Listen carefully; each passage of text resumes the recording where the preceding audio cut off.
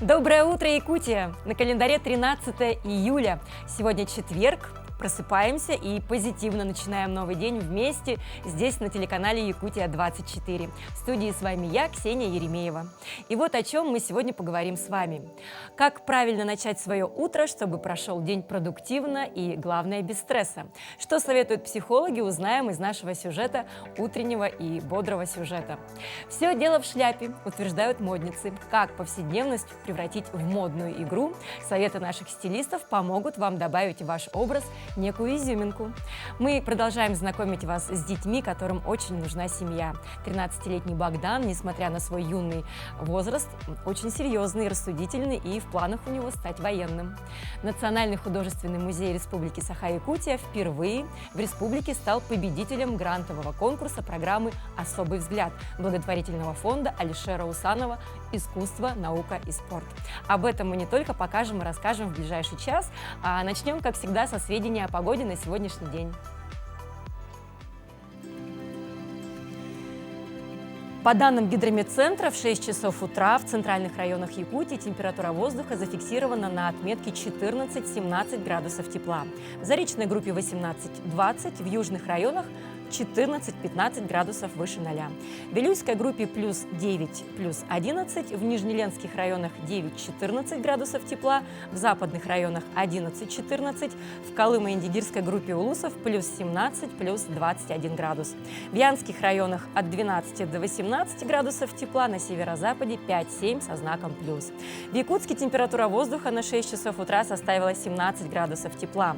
Атмосферное давление 742 миллиметра ртутного столба, ветер западный 2 метра в секунду. Сегодня днем ожидается кратковременный дождь, ветер северо-западный 3,8 метров в секунду, порывы от 8 до 13 метров в секунду. Температура воздуха составит 23 градусов тепла.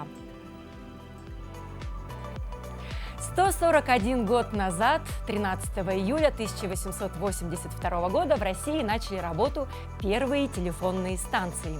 Работали станции с однопроводными абонентскими линиями и выполнялись с использованием досок системы Гиллиланда емкостью 50 номеров каждая.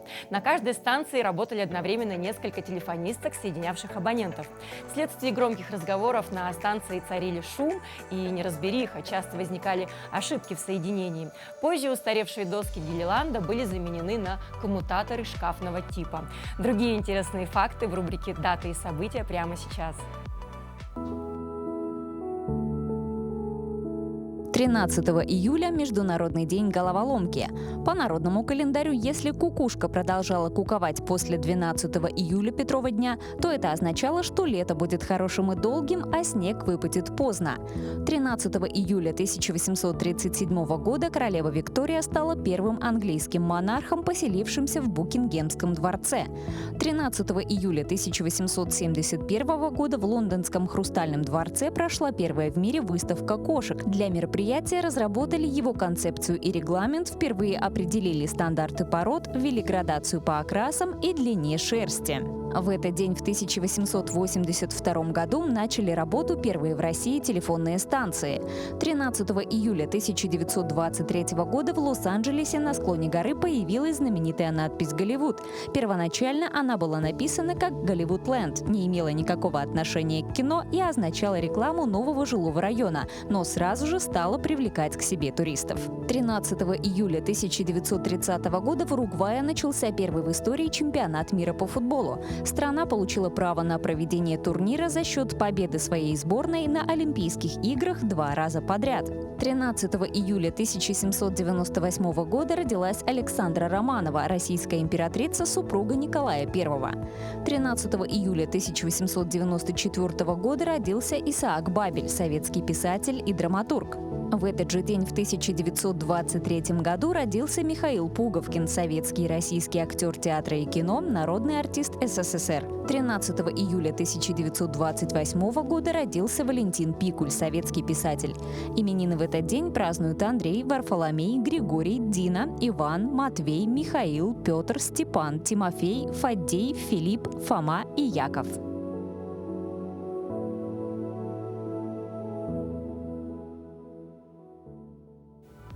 Сильный бизнес, сильная республика. Клуб бизнесменов Якутии, консалтинговый центр «Фокус Про», экопарк, отель «Арто Дайду» при поддержке Торгово-промышленной палаты Якутии проводят 4-ю практическую бизнес-конференцию Якутии. На конференции планируется участие бизнесменов, владельцев бизнеса, руководителей высшего и среднего звена из 30 улусов и около 500 участников со всей республики. Более подробно поговорим об этом событии мы сегодня с Линой Жирковой, соучредителем консалтингового центра «Фокус Про», финансовым консультантом. Лина, доброе утро. Доброе утро. Рада вас видеть. Очень интересная конференция намечается. Программа будет очень насыщенной, планируется такая интенсивная работа по 4 секторам. И расскажите, как будет проходить конференция и по каким направлениям будут работать участники. Я думаю, это отличная площадка для того, чтобы предприниматели от начинающих до действующих, те, которые крупные, могли вместе встретиться и обменяться опытом. Причем, поскольку это такая, как скажем, общественная инициатива, это когда-то в 2018 году 7 бизнесменов, получается, объединились, решили создать клуб расширения бизнеса и вместе привозить консультантов с разных мест для того, чтобы то, что на Западе уже известно, апробировано, внедрять у себя в Якутии. И вот для нас это уже 4-я игра, 4-я конференция. Представьте себе, это общественная инициатива, да? Местных предпринимателей. Вот. И мы пригласили в этот раз, значит, 2 консультантов из Москвы, 2 из Санкт-Петербурга, и 1 приедет из Калининграда. Причем они такие интересные спикеры, это, ну, понятно, они все очень заслуженные. Я знаю, что там есть кандидат педагогических наук, там есть бывший военный летчик, есть исполнительный директор холдинга, в котором работало 10 тысяч человек. Да? И эксперты по финансам, которые по всей России предоставляют как бы наилучшие техники работы с финансами.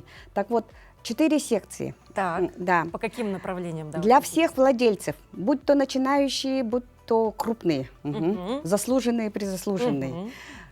Потом будет секция для маркетинга, продаж, для того, чтобы лучше продавать. Опять же, новые скрипты, новые наработки в области продвижения своих товаров и услуг. 3-я секция будет касаться именно построения отдела продаж и все, что связано с работой по персоналу, по мотивации, по организации внутренних процессов. И 4-я секция – это про зарплату. Ой, какая да, хорошая про тема. финансы, как пользоваться кредитами, все, что касается сферы денег. Да. Так, Лина, а вот смотрите, много очень участников ожидается, да, Да. на конференции. О чем говорит эта цифра? Вот можете тоже вот нас посвятить? Сколько участников? ну, из вузов? мы хотим, значит, 500 человек набрать, Мгм. потому что у нас всегда было около 300, 300-350 было, но мы хотим этот рекорд побить. И цены сделаны такие приемлемые. Получается, на 2 дня сотрудник может посещать 2-3 секции, питание, проживание включено, это 7500 на одного сотрудника. И это возможность для того, чтобы выехал целый коллектив.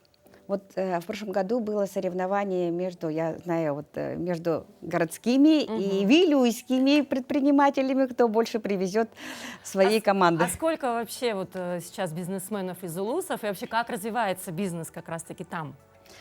Но мы достаточно, скажем, несмотря на общественную как бы инициативу, поскольку мы еще и плюс, вот я сама представляю консалтинговый центр «Фокус Про», то мы охватываем достаточно, можно сказать, полностью республику.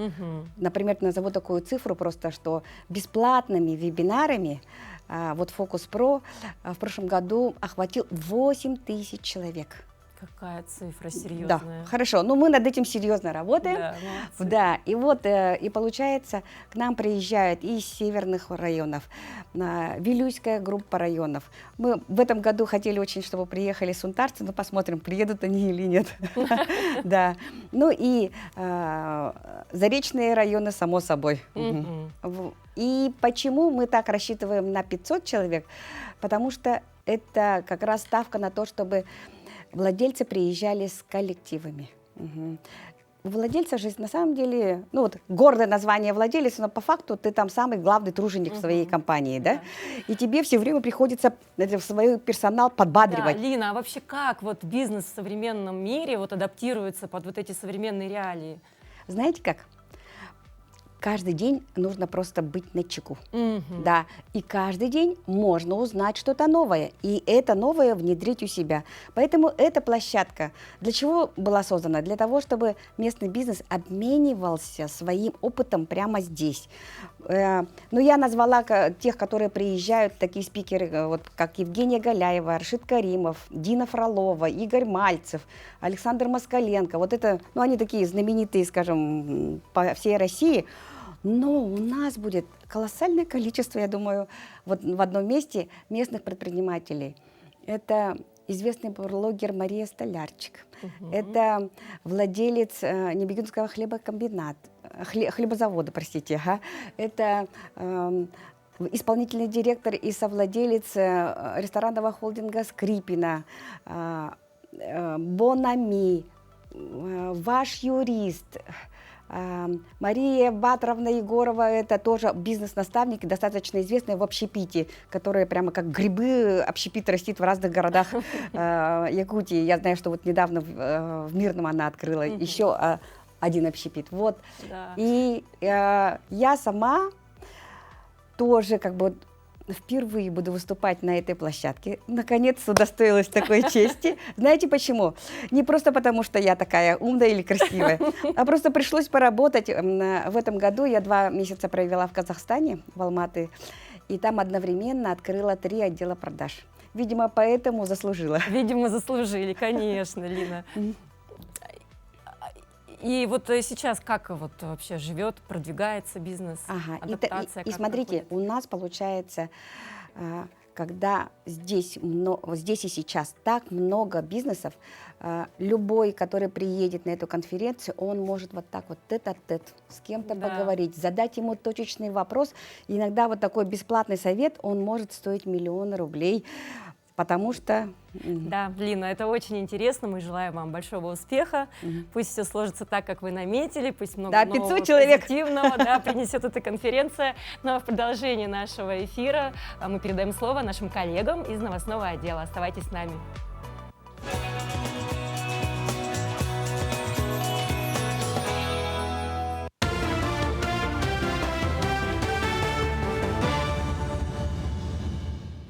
Коллеги, доброе утро. Доброе утро, Якутия. Сейчас блок новостей. Работодатели сокращают наем сотрудников на удаленке. Сегодня в приоритете подбор на работу в офисе. Особенно это касается бухгалтеров. 90% компаний при прочих равных предпочтут кандидата, готового постоянно работать на территории работодателя. Менеджеров по продажам, готовых работать в офисе, предпочитает 81% работодателей. Меньше всего предпочитают офисных сотрудников в IT-секторе. Здесь при прочих равных кандидата, работающего на территории работодателя, выберет 75% компаний. Госдума приняла закон, который обязует банки в течение 30 дней возместить гражданам похищенные средства, если они были переведены без добровольного согласия клиента. Как говорится в пояснительной записке, для улучшения действующих механизмов борьбы с мошенничеством предлагается обязать не только банк-плательщика, как это установлено сейчас, но и банк-получателя средств проверять операции на признаки мошенничества, включая сверку с базой данных о случаях и попытках переводов без согласия клиента, которую ведет Банк России. В республике продолжается доставка грузов для нужд северных и арктических улусов. В этом году планируют завезти 1 миллион 273 тысячи тонн грузов. Из них на сегодня доставлено 34%. С 20 июля переходят на арктическую навигацию. Уже идет подготовка. Отметим, что речной флот, грузополучатели, нефтебаза, а также пункты приема складов подготовлены к арктической навигации. В целом завоз идет в штатном режиме и находится на контроле правительства.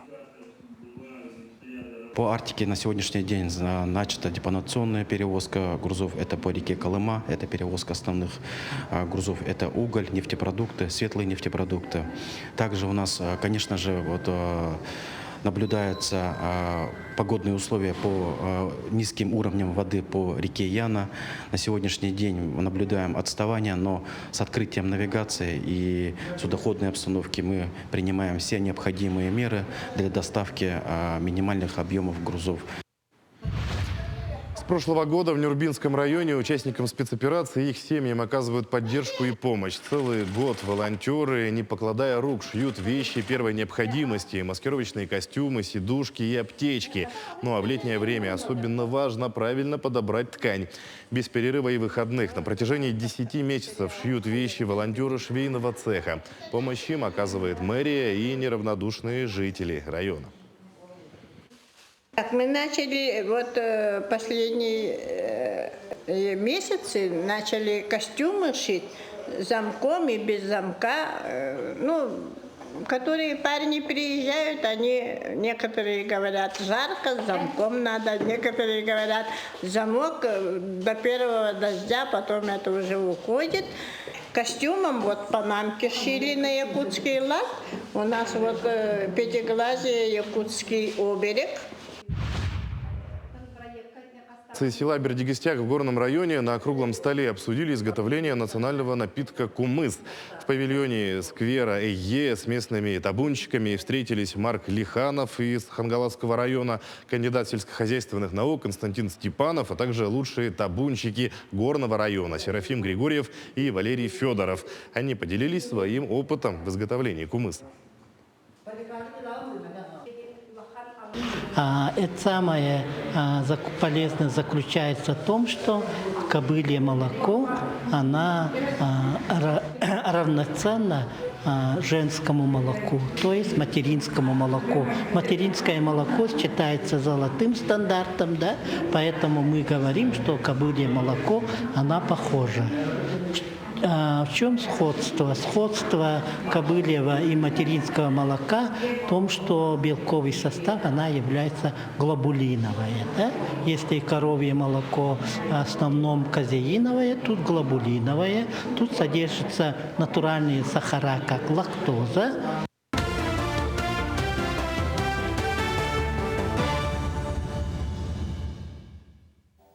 Доброе летнее утро! Мы рады вновь приветствовать всех, кто в этот час с нами на телеканале Якутия-24.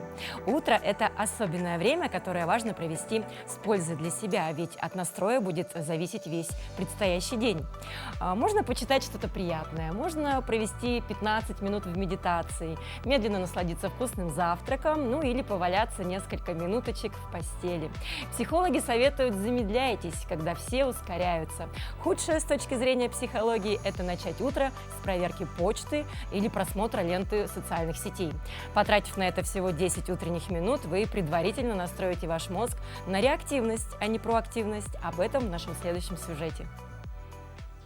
Просыпайтесь раньше обычного. Ранний подъем включайте в себя достаточно преимуществ. Утренние дела выполняются спокойно и уравновешенно. Процесс не превращается в беготню. Это дает возможность размеренно подготовить себя к работе и начать выполнять новые задачи раньше других, проведя первые часы после пробуждения без стресса и торопливости. Человек становится продуктивнее и в середине дня сохраняет положительный настрой.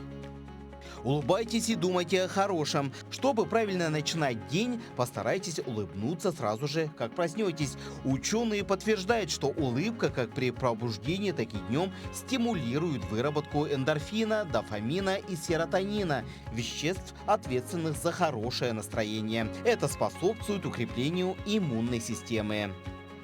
Заправляйте кровать. Застелить постель – один из самых простых приемов в том, чтобы стать дисциплинированнее, ответственнее и продуктивнее. Вы создаете не только визуальный порядок в комнате, но и упорядочиваете себя внутри. Это простое и быстрое действие, говорящее о правильном начале дня. Вы уже выполнили одну задачу, и она оказалась легкой. Привычка заправлять кровать дает понять, насколько важны детали, как они могут становиться ключевыми звеньями в цепочке дел и прокладывать путь к большим проектам. Когда вы придете домой вечером и увидите аккуратно сложенную постель, то поймете, что верно поступили утром. Пейте теплую воду с лимоном. Выпейте стакан воды с соком целого или половины лимона после чистки зубов. Это полезно для здоровья. Лимонный сок очищает почки и печень, стимулирует их к эффективной работе. В лимоне много витамина С, одного из ключевых веществ, необходимых для сохранения крепкого иммунитета. Вода с лимоном стабилизирует кислотно-щелочной баланс в организме, препятствуя вымыванию полезных веществ из костей и тканей. Делайте зарядку. Утренняя зарядка расслабляет мышцы после сна. Да, они остаются напряженными после этого. Усиливает кровоснабжение тканей и внутренних органов. Используйте обычные упражнения, растяжки или простые позиции из йоги. Сеанс 10-15 минут приведет тело в порядок и настроит его на производительный день. Медитируйте. Начните день с утренней медитации в тишине. Она имеет несколько положительных эффектов. Нормализует эмоциональный фон, снижает стресс, повышает стрессоустойчивость, укрепляет иммунитет. Не обязательно достигать медитативного транса. Просто расслабьтесь, сосредоточьтесь и проведите в спокойном расположении духа несколько минут. Завтракайте здоровой пищей. Об этом говорили и скажут еще 1000 раз. Завтрак – главный прием пищи для человека, особенно для тех, кто старается жить эффективно. Полезный завтрак насыщает до середины дня, поддерживает концентрацию и дает энергию. Создавайте. Прежде чем поехать на работу, посмотрите новости, проверить почту или отправиться на собрание. Создайте. Пусть это будет пост в блоге, рисунок, вышивание, видео, фото или инфографика. Неважно. Главное не обязанности, а творчество, которое позволит правильно начинать день. Утренние привычки могут как построить рабочий день, так и разрушить его. Используйте эти советы, чтобы каждое утро начиналось с удовольствия от жизни и заботы о себе, а уже потом о работе. Настроившись на эффективное, приятное внутреннее состояние с помощью советов психолога, можно теперь заняться и своим внешним образом. Все дело в шляпе, утверждают модницы. Женские шляпы – это богатая палитра, которая превращает повседневность в модную игру. Разнообразие фактур, цветовых и дизайнерских решений гарантирует, что вы найдете аксессуар, который идеально подойдет именно вам. На улице невероятная жара, солнце печет. Как правильно выбрать головные уборы, которые сейчас неимоверно актуальны, которые можно будет подобрать с любым вашим аутфитом и чувствовать себя в нем комфортно и защищенным от яркого палящего солнца. Одним из самых главных трендов сезона, конечно же, являются бейсболки, кепки и все тому подобное. Именно они помогают нам с вами классно делать образы в спортивном стиле. К ним мы уже давно привыкли, их носят как взрослые, так и дети. Кепку вы можете выбрать в любой стилистике в зависимости от того, что вам нравится. И цвет также выбирайте под ваш основной гардероб и тип лица. Это могут быть однотонные кепки в ярких цветах, это могут быть светлые кепки, но сейчас самые актуальные – это с надписями. Все возможные надписи, цифры, какие-то даты или маленькие-маленькие картинки в виде попугайчиков или авокадо. Всегда актуальная летом – это шляпа. Ширина полей зависит от вашего роста. Если вы невысокого роста, то поля должны быть поменьше. Если вы высокого роста, то лучше выбирать поля пошире, но и они лучше защищают от солнца.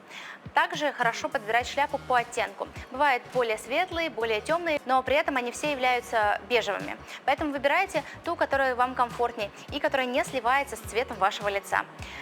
Я рекомендую выбирать шляпу канатье, потому что это один из трендов, и это классика, которая всегда идеально подходит как к платьям, так и к брючным костюмам. Также плетеные шляпы лучше всего сочетать с натуральными тканями. Хлопок, лен, вискоза и все, что дышит. Тогда у вас будет единый стиль, и ваш образ будет выглядеть полноценным. Также актуальны в этом сезоне платки на голову.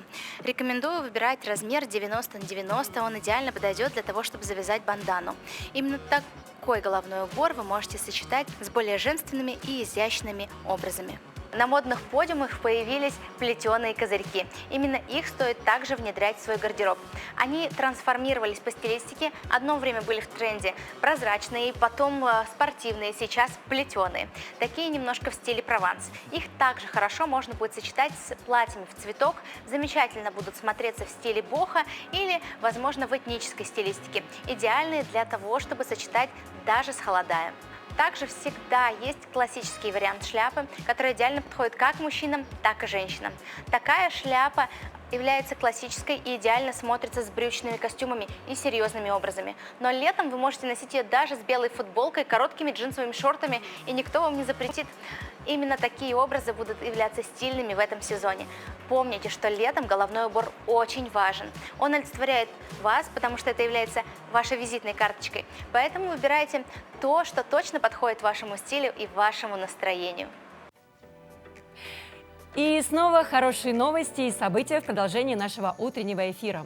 К Чипу и Дейлу спешат на помощь. Зоолог Пермского зоопарка заменила маму двум брошенным тамаринам. Сотрудница Пермского зоопарка Ольга Аликина выходила двух новорожденных детенышей тамаринов Чипа и Дейла, маленьких обезьянок из семейства игрунковых, от которых отказались родители. Ольга все воспитание брошенных тамаринов взяла на себя. Каждые 2 часа кормила их из шприца, постоянно носила на себе и забирала на ночь домой. Это наши эдиповые тамарины, отказники. К сожалению, у животных зачастую такое случается, как и у людей, что у мамы не проявляется материнский инстинкт. Первые 2 месяца жизни обычно обезьянки носят детенышей на себе. Она их скинула. Зоологи подняли, выходили, искусственно выкормили. Это титанический труд каждые 2 часа, круглосуточно, из шприца выкармливать детскими смесями. Вот таких малышей и все время, чтобы они были на маме, на плече. Кем они меня считают, возможно, мамой. Ну, изначально они рождаются же слепыми, они едят и спят. Ну, сейчас, да, узнают. Директор Пермского зоопарка Юлия Шитова рассказала, что животные нередко отказываются от детенышей, если у мамы не проявляется материнский инстинкт. На этих кадрах мы можем увидеть, как зверята играют с мягкой игрушкой и ползают по своей новой маме-зоологу. Мы продолжаем знакомить вас с детьми, которым нужна семья. 13-летний Богдан, несмотря на свой юный возраст, очень серьезный мальчик, рассудительный, и в планах у него стать военным. Знакомьтесь, Богдан. Мне 13 лет. Я интересуюсь военной техникой, там, разными компьютерами, техникой. Там еще, ну так, у меня много есть много занятий, которые я могу перечислить, но перечислять я буду долго. А что бы хотел научиться делать? Я бы хотел научиться, ну, там, научиться программировать, там, строить свои модели, делать рукодельные изделия из дерева, металла. Сейчас выпиливаю контур, потом начну обрабатывать напильником, края дам ему объемность и начну клеить в нем форму. Богдан, а ты вот это сам решил делать, да? Да. А что ты еще умеешь делать? Ну, опаивать предмет, ну, разные там приборы от микросхем, там, провода, наводить консольные команды на компьютерах. Ну, хорошо разбираюсь в технике. Богдан многое умеет. Ему скоро исполнится 14 лет, и он уже строит планы на будущее. Я хотел бы быть артиллеристом, потому что с военной техникой я тоже дружу, много знаю, занимаюсь, служил в юной армии, учусь, занимаюсь, познаю много нового. Богдан хочет обрести семью, опору и поддержку в жизни, и было бы здорово, если бы его мечты исполнились.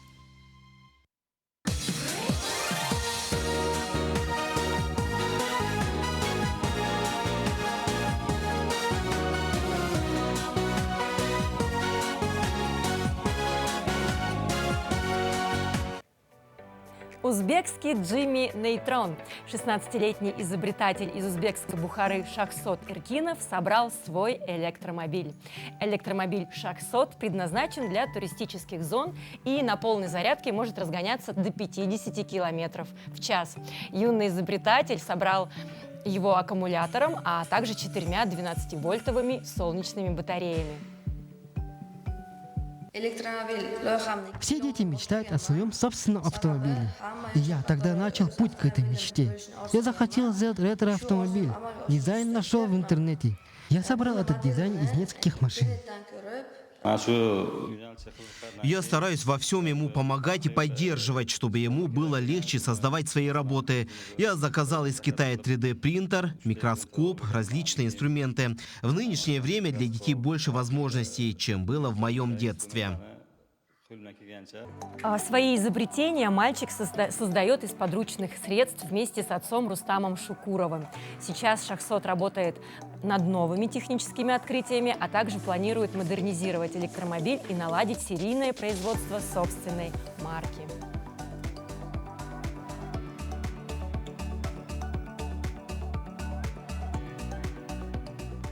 Если от того, как проводишь утро, зависит весь предстоящий день, а в нашем с вами случае день сулит быть отличным, то будущая жизнь зачастую связана с верным выбором профессии. А выбирать профессию необходимо, прислушиваясь к внутреннему голосу. А также важно обратить внимание на свои хобби и любимые школьные предметы. Кому-то нравится флористика, другой человек ни дня не может прожить без путешествий, а третий обожает заниматься с детьми. Любая работа по-своему уникальна. Сегодня в нашей рубрике «Моя профессия» мы расскажем о профессии бренд-шеф. Здравствуйте, меня зовут Николас, я являюсь бренд-шефом Travelers Coffee. Приглашен в новую компанию именно Travelers Coffee, которая находится в Якутске. И будем возобновлять новые новшества, новые меню, внедрять новые блюда, новые качества. Я работаю в своей сфере, в своей профессии ровно 25 лет. Недавно мне исполнилось 45 лет, я начал эту профессию с 20 лет, и мне она очень нравилась. Я любил готовить с детства. И очень рад тому, что я добился всего. Что такое кухня, что такое общепит? Кухня – это очень сложная работа, и здесь нельзя, как говорится, в чем-то ошибаться. Но бывают ошибки в любой ситуации, в любой работе, но ошибок не должно быть никогда. И в этом является работа бренд-шефа. Он старается не допускать ошибок, и чтобы гость получал вкусные авторские блюда. Бренд-шеф, он анализирует все исходящие моменты кухни, заведения и также занимается порядком, качеством всего продукта. Бренд-шеф – это тот человек, который отслеживает работу своих шеф-поваров, сетевых кофейн. Он внедряет новые меню, сезонное меню и также проверяет, контролирует все процессы работы шеф-поваров, как шеф-повара внедряют работу и обучают своих поваров именно на своих позициях. Вот это работа бренд-шефа. Это сетевые бренды, которые занимаются всем обширными заведениями. Ну, как я могу еще раз сказать, бренд – это лицо заведения, и от него много чего зависит. Бренд – это тот человек, который занимается всем структурой подач, блюд и атмосферы. Он делает жизнь в ресторане более красочной и атмосферной. В Национальном художественном музее Якутии продолжает свою работу выставочная экспозиция выдающегося художника Ивана Шишкина. В этот раз выставочный зал дополнился другими работами художника, а именно разновидностью печатной графики афортами. Что это за работы и что это за техника, в материале Дмитрия Тымырова. Уникальная выставка известнейшего российского художника Ивана Шишкина продолжает свою работу в стенах Национального художественного музея Якутии. В этот раз выставка дополнилась новыми работами. Напомним, что Иван Шишкин добился больших успехов в гравировальном искусстве, таких как литография и афорты. Этими он увлекался еще будучи студентом училища живописи и ваяния. И благодаря этому в последующем были созданы ряд работ. Сегодня часть из них можно увидеть своими глазами в выставочном зале Национального художественного музея Республики Саха-Якутия. Афорты 19 века – это очень хрупкий материал. Его нельзя показывать более 3 месяцев.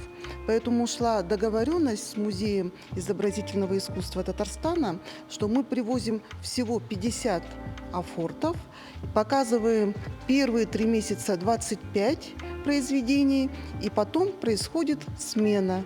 То есть мы снимаем афорты, прячем в темное хранение специальное и показываем новые произведения.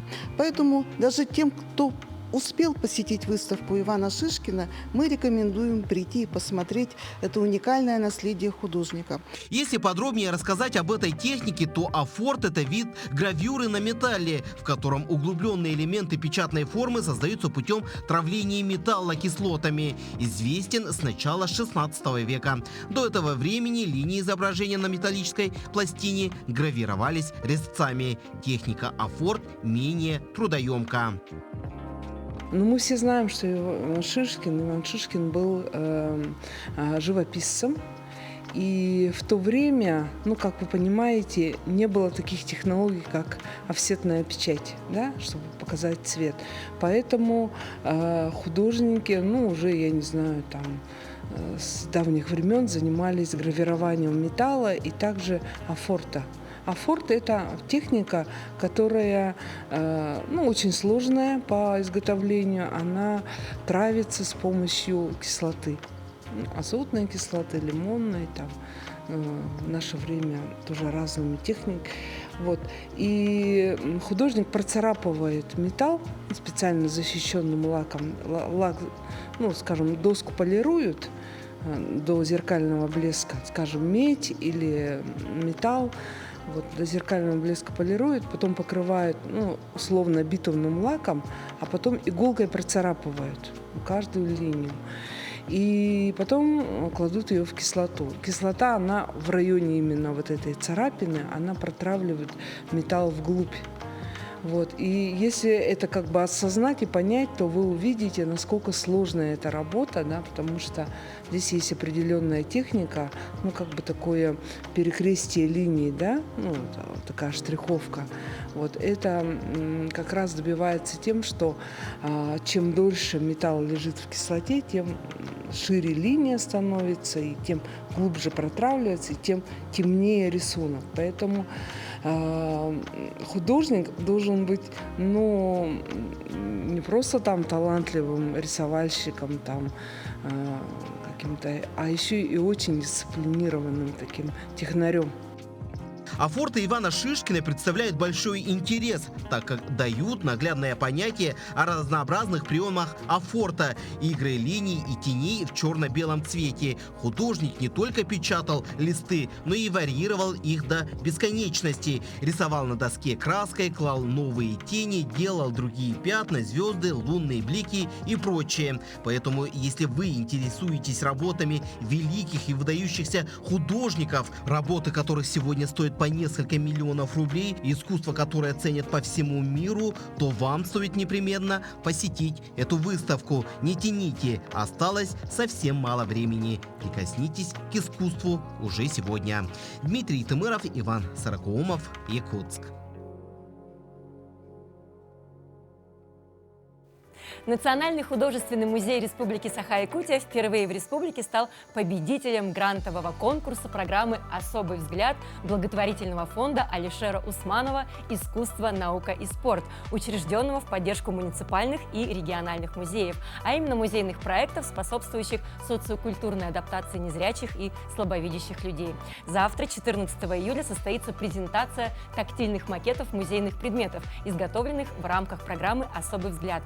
Сегодня у нас в гостях Ксения Дмитриева, руководитель программы «Особый взгляд» благотворительного фонда Алишера Усманова «Искусство, наука и спорт», и Сардана Посельская, заведующая отделом социокультурных взаимодействий Национального художественного музея Республики Саха-Якутия. Доброе утро, Ксения, доброе утро, Сардана. Рада вас видеть сегодня здесь. Интересная тема впереди. И, Ксения, наверное, первый вопрос хотелось бы задать вам. Расскажите нам про грантовый, о программе «Особый взгляд» поподробнее. Спасибо за приглашение в студию в первую очередь. И на территории Якутии для нас очень ценно здесь побывать и увидеть таких увлеченных действительно людей. Программа «Особый взгляд» — это программа поддержки людей с нарушением зрения. Как мы знаем, в России более 300 тысяч людей имеют инвалидность по этой нозологии. И они, конечно же, не находятся где-то в одном месте, а расселены по всей территории Российской Федерации. Здесь у нас в Якутии около 4 тысяч людей с инвалидностью по зрению, которые, мы считаем, также нуждаются в поддержке. И мы в рамках программы оказываем поддержку по разным направлениям. Это и абилитация, то есть помощь в получении необходимых навыков для самостоятельной жизни. И в том числе мы развиваем инклюзию в культуре. Да, это то, как раз с чем мы приехали сюда. Да, интересно. А вот про грантовый конкурс «Особый взгляд» могли бы сейчас тоже нам рассказать?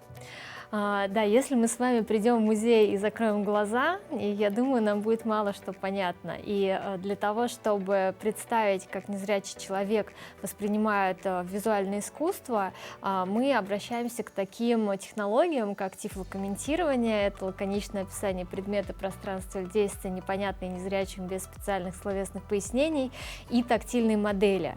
Тактильные модели, они делаются по специальной технологии, и они сделаны таким образом, чтобы люди, когда трогают эту тактильную модель, могли понять, что на ней изображено. Безусловно, это все должно сопровождаться таким описанием, да, чтобы было лучше понятно. Но именно это и дает людям с проблемами зрения прикоснуться к искусству.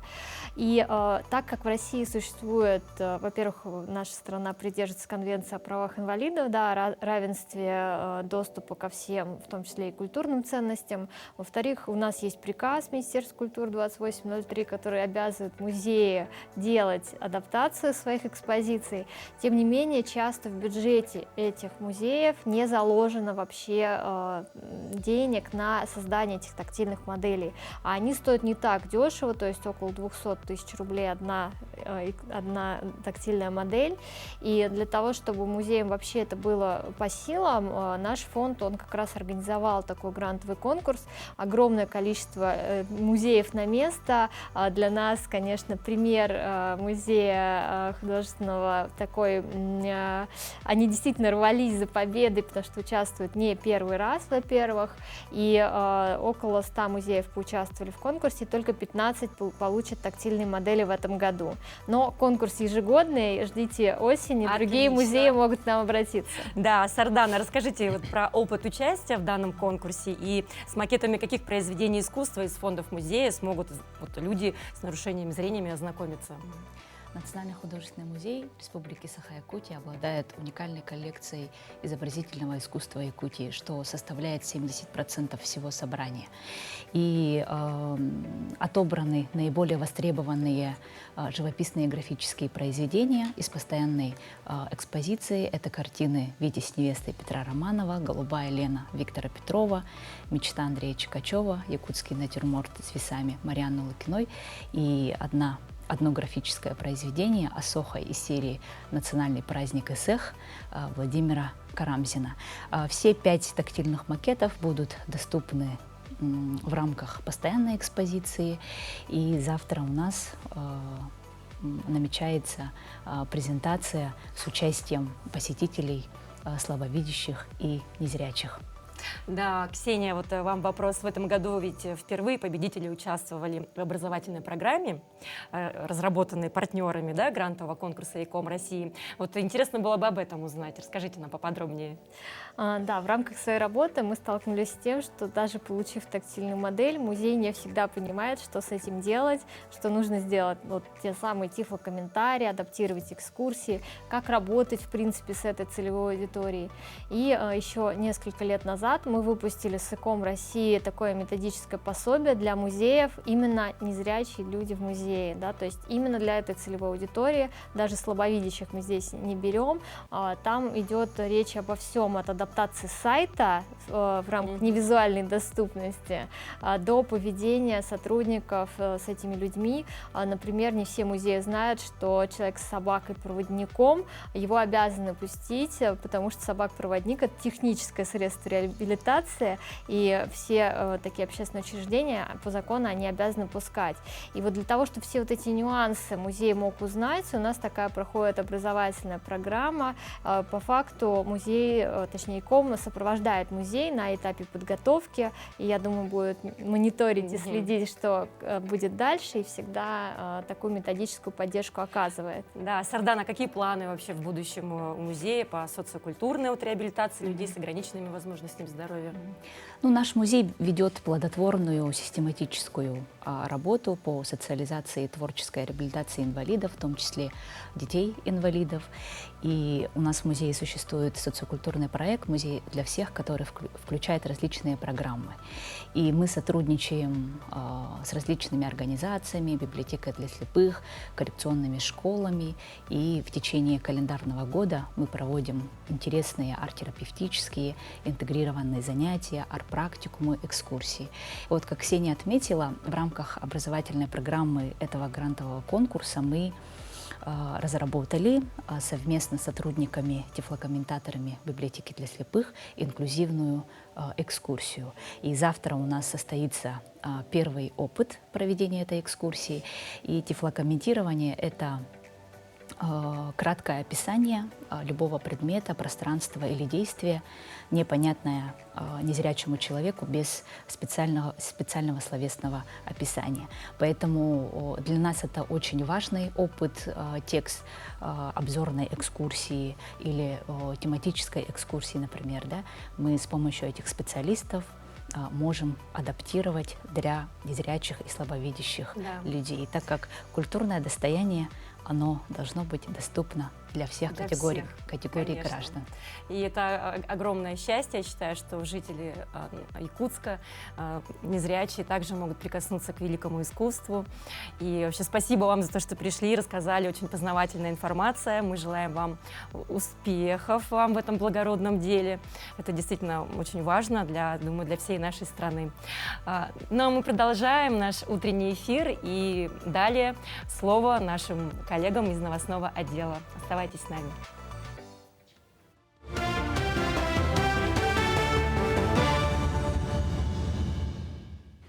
Коллеги, доброе утро. Далее предлагаем блок новостей.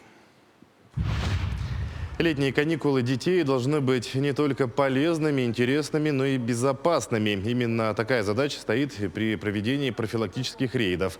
Накануне посетили с рейдом детский лагерь «Орленок» в поселке Жатаи. На вторую смену дети приехали из Якутска, Хангаласского и Тампонского улусов. Лагерь состоит из столовой, кинотеатра и 4 деревянных корпусов 1972 года постройки. Инспекторы проверили наличие и исправность источников пожаротушения, схему эвакуации, работу сигнализации. Также журнал инструктажей. Такие проверки проводят в детских лагерях 3 раза за лето. За 100 баллов 100 тысяч рублей. 100-бальники по ЕГЭ из Якутии и их учителя получили премии за лучшие результаты на экзамене. Сертификаты на 100 тысяч вручил глава республики Сан Николаев. В этом году 24 выпускника показали наивысший результат. Из них 3 получили 100 баллов дважды. Напомним, в Якутии продолжили традицию премирования выпускников, получивших максимальные баллы по итогам ЕГЭ. А впервые премию учредили в 2022 году. Не бояться трудностей, все впереди лучше. Здесь секрета нету, это баланс труда и таланта. Каждый ребенок готовился целенаправленно, и поэтому я считаю, что здесь очень много коллективной работы. Это огромная радость, это гордость, наверное, за свой лицей и за столичное образование. Первая приемная семья Амгинского района отмечает 15-летний юбилей. В этот день в местности Тюбе собрались приемные семьи со всей республики. 17 семей из 7 районов, а также представители Ассоциации приемных семей и Дома ребенка «Берегиня». Например, семья Анастасии и Николая Кайдаловых была создана постановлением главы Амгинского улуса 30 апреля 2008 года. Тогда они приняли на воспитание 3 детей из одной семьи. Сейчас воспитывают еще 2 детей школьного возраста. В семье Кайдаловых 10 детей, 5 из которых приемные. В Якутске выявили ухудшение качества воздуха. Всего с мая проведено 546 исследований на химические соединения, а также на взвешенные вещества. Значение проверок превышает предельную допустимую концентрацию в 3 раза. Излишнее количество вредных веществ установлены в 6 точках города из-за образования пыли. Напомним, Управление Роспотребнадзора ведет мониторинг качества атмосферного воздуха на содержание загрязняющих веществ с мая.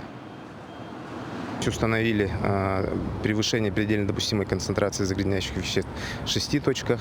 Это по улице Автодорожная, район ДСК, улица Аюнского, район автовокзала, Лермонтова, район Ростелекома, это 98-й дом, по Покровскому тракту, 5-й километр, и по улице Хабарова, это часовня Георгия Победоносца.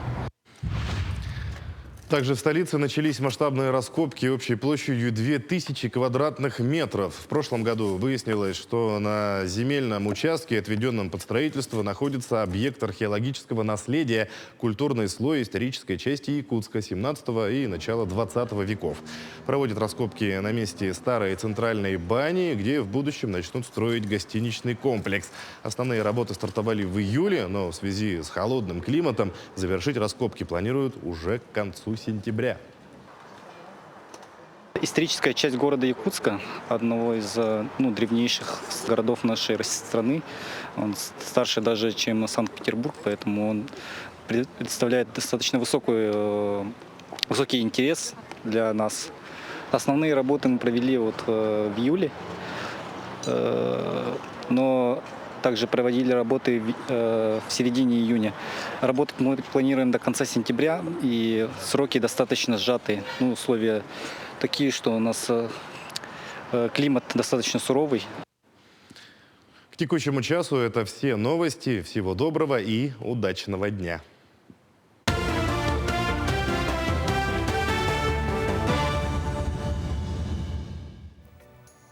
Уверена, что в компании с нами вы отлично провели сегодня время, интересно, позитивно и настроились на предстоящий день. Напомню, что завтра в это же время мы снова ждем новой встречи с вами для того, чтобы просыпаться и настраиваться на целый день вместе. Здесь это «Утро Якутии» на телеканале Якутия-24. Подписывайтесь на наш телеграм-канал «Утро Якутии», чтобы быть в курсе всех важных и интересных событий. Всем отличного дня, хорошего настроения и увидимся завтра.